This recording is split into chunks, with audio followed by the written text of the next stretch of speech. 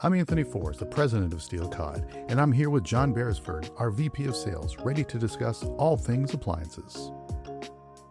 Hey guys, welcome to the Steel Codcast. I'm Shannon, still subbing in for Anthony, who is traveling here with John as always. Hey, John.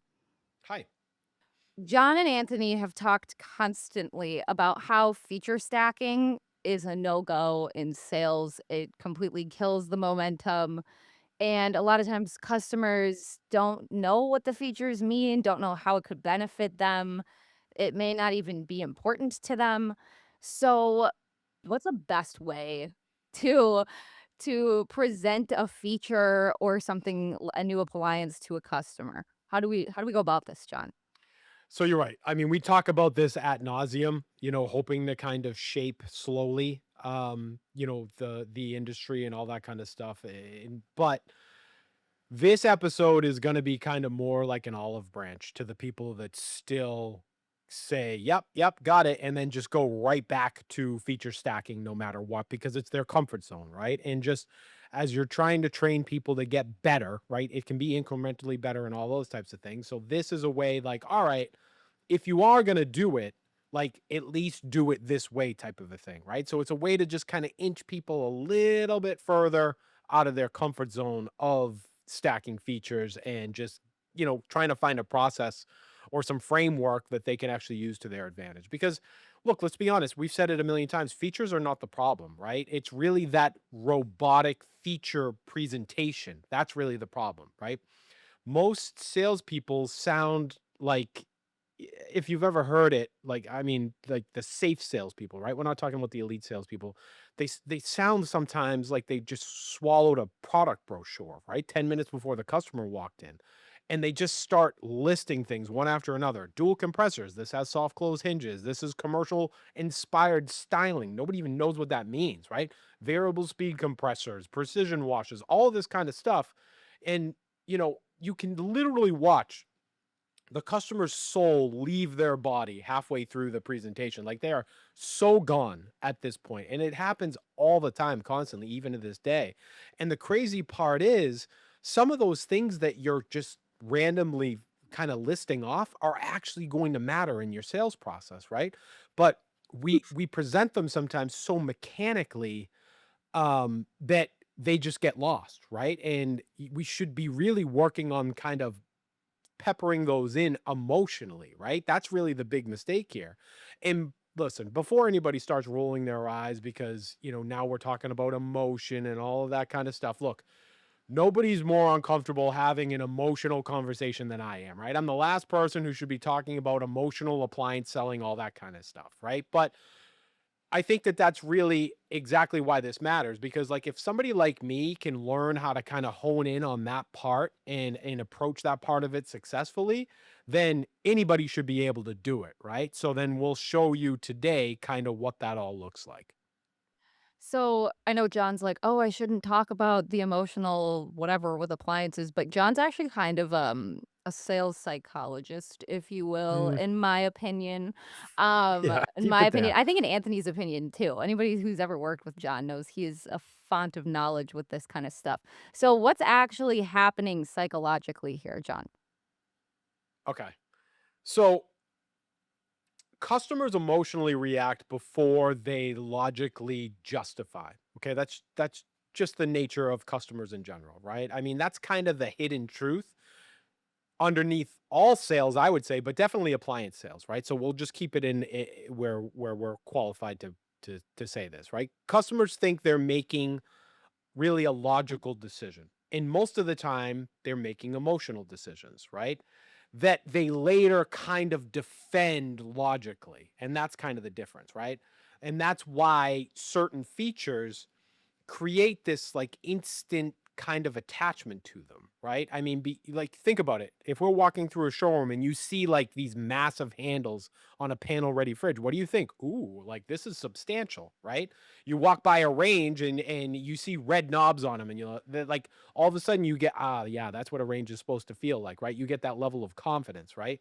If you get heavy grates when you go over there, you're like, wow, this is some serious construction, right? All these types of things. Integrated refrigeration feels calm. You have this state statement hood, this big ventilation. You say, wow, this looks super powerful. All of those things, right? And customers may never really verbalize those emotions out loud, but they absolutely feel them, right? And that's why two products with similar performance overall can create completely different emotional reactions on the floor, right?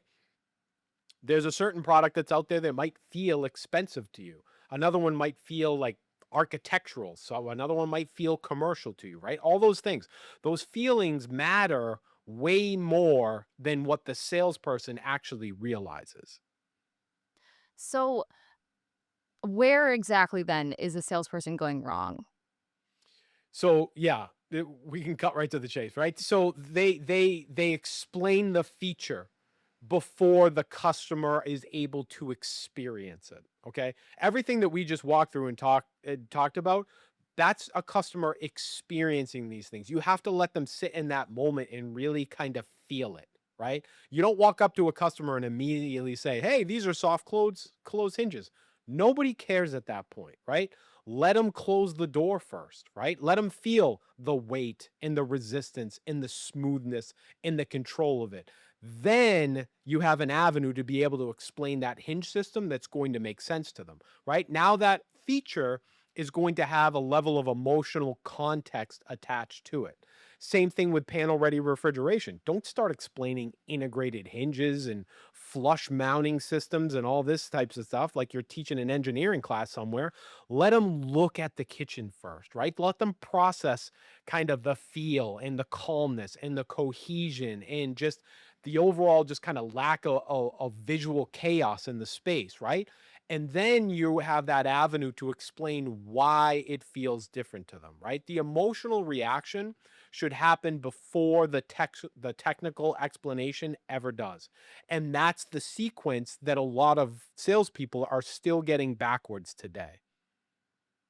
So, why do some features, kind of like you mentioned here, justify the higher price emotionally? What is it about them? I think that just certain features just create that emotional reassurance immediately, right? I mean, if you take like professional styling, right? Those customers aren't reacting to burner configurations or anything like that. They're getting a feeling of confidence, right? Like this range feels capable, right? And that's why these big handles matter. Pro ranges put these giant handles on them for a reason, right? Thick grates matter, right? Statement ventilation, all the things that we were talking about earlier, all of those things matter because it all communicates like, okay, this is serious, right? We've stepped into a serious environment and the customer starts attaching emotional value to that seriousness very quickly. Panel refrigeration, again, like it's another perfect example. They're not standing there emotionally processing hinge geometry and all this nonsense that you're about to spout out. They're just saying, wow, this kitchen feels really calm. It feels really put together. And that emotional reaction starts justifying the price before the customer has to understand a single bit of how the engineering is and what went into that, right? That's how powerful this stuff can be if you let them sit in that moment and let the emotion kind of take over for them. That's more justification than you'll be ever be able to do in terms of spouting off spec. Can this be overdone though? Yeah, I think anything can, and I think people could still screw it up the other way, right? Not every feature deserves some level of like this emotional TED talk that we're kind of walking through right now, right? I mean, I think customers still, even in those moments, can smell like manipulation pretty fast, right? Where some features are just going to be informational, and that's totally fine.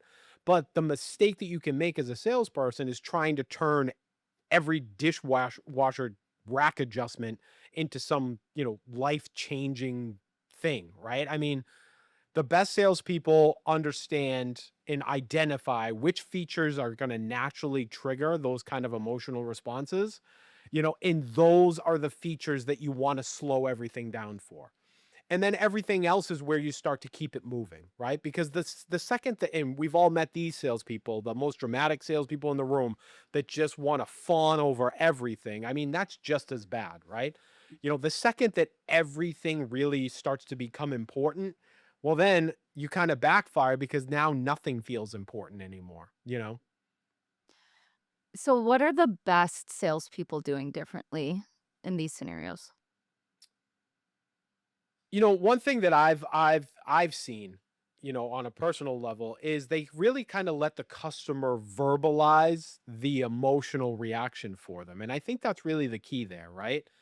You can you know, like, what feels different here? What stands out to you? You know, what is it, how does this kitchen feel compared to the last one we were in? Those types of questions, that type of probing is super super impactful, because now the customer starts participating emotionally instead of just kind of receiving information in, right? And that becomes a huge difference for them, because once a once a customer starts verbalizing that attachment out loud to themselves, it becomes much harder to break away from that later on in the conversation, right? Because now we're not doing anything like defending features or anything like that. We're not saying, I don't really need that anymore. Now we're, you know, they end up defending their own emotional reaction when they're walking in. And we're just trying to peel that out for them, get it out in the room so everybody kind of understands what's going on. And if you can do that effectively, it changes the entire sales process at that point. Because again, the customer is not going to know enough to be able to start defending features and all of those types of things of why they want a particular thing, but they can certainly defend their emotions and the way that they want something to feel. And that's where you can get the sales process too, which is super impactful. So, where does the traditional feature dumping still ruin this conversation exactly? Um, where does it ruin the conversation? Look, there's you don't give yourself a chance to really qualify a customer first, right? And find their frictions and their lifestyles and their routines and their pain points and their cooking behavior, right? Uh you just jump in right to these like assumed meaningful features, right? Mhm. And you know, the priority should always be to discover what the customer's true priorities are first, right? And, you know, that's really the benefit here, right? This episode is really for those salespeople who are going to keep feature stacking anyway, right? And if that's still going to happen, the least you could do, I should say, is stop sounding robotic about it, right? Because there are certain features that are going to carry emotional weight far beyond kind of their technical function that they like to keep reciting. And if you learn at least which features are going to trigger that kind of emotional attachment, your presentation is immediately going to stop feeling like these product training sessions that we're trying to get you away from, right? Because again, I side with them, those people that are still resistant to not selling that way, is that features still matter enormously, right? But customers are never going to emotionally attach them, and it makes your job much harder as a result, right? They're always going to attach to the feeling or the identity or the ownership experience or just, you know, the emotional reinforcement that is attached to the features that you do want to talk about. And that's really the real sale, right?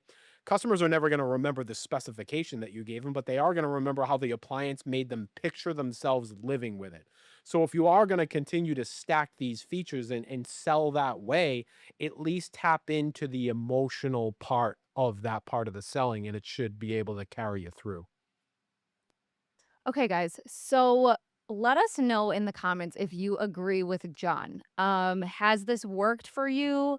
Would you train your salespeople in the way that John just described, or have you had luck, describing features and that's just the way you do it, and you think John's wrong? Let us know. We're Wouldn't be here the for the first time. conversation. He will reply to you. If you have any questions or suggestions, feel free to drop them in the comments wherever you're listening. So, yeah, like and subscribe if you like what we're doing here, and we will talk to you guys tomorrow. We drop a new episode every day of the week, including weekends. Don't forget to rate and subscribe wherever you listen to podcasts.